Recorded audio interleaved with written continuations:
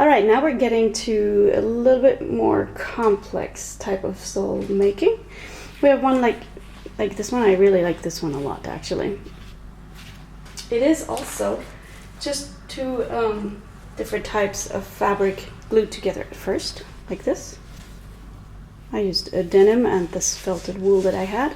It's glued together, and this time I stitched it by machine. And then I used denim strips.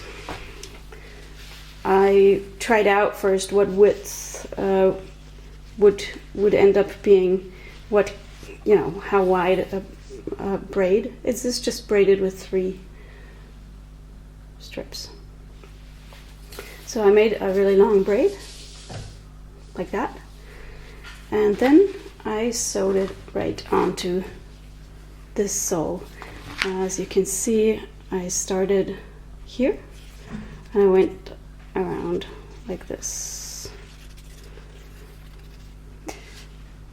I used a very sturdy thread, which is important obviously in making shoes. Anything that I would say is strong enough so you really can't rip it apart with your hands should work. In the very end, I also used a blanket stitch to stitch it down, but it is every single braid is stitched down onto this. So this is going to be what you walk on, and this is going to be the inside of your shoe. And it's also padded very nicely. I think I'm going to like this one. And then we have something very similar, but you're not going to be braiding anything. It is again 2 layers of fabric glued together. This time I used a bias tape around it so that you get a nicer edge. You know, you saw it in this one, the edge is not that great. Also on this one, you know, you might see that edge in the end product and not like it. So this is going to make it a little smoother. And then I used this rope, which is actually meant for hanging laundry.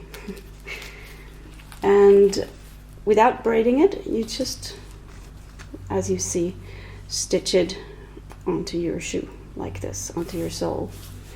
I'd say it takes all of it, everything takes about the same amount of time. It's, I don't know, 1-2 hours, depending on how quick you are. Obviously it's all hand sewn, so yeah, it's not the fastest thing ever. But this one is also neat, and I think it's going to be very durable. This, you know, you could even go out in the garden for bringing out the garbage or something.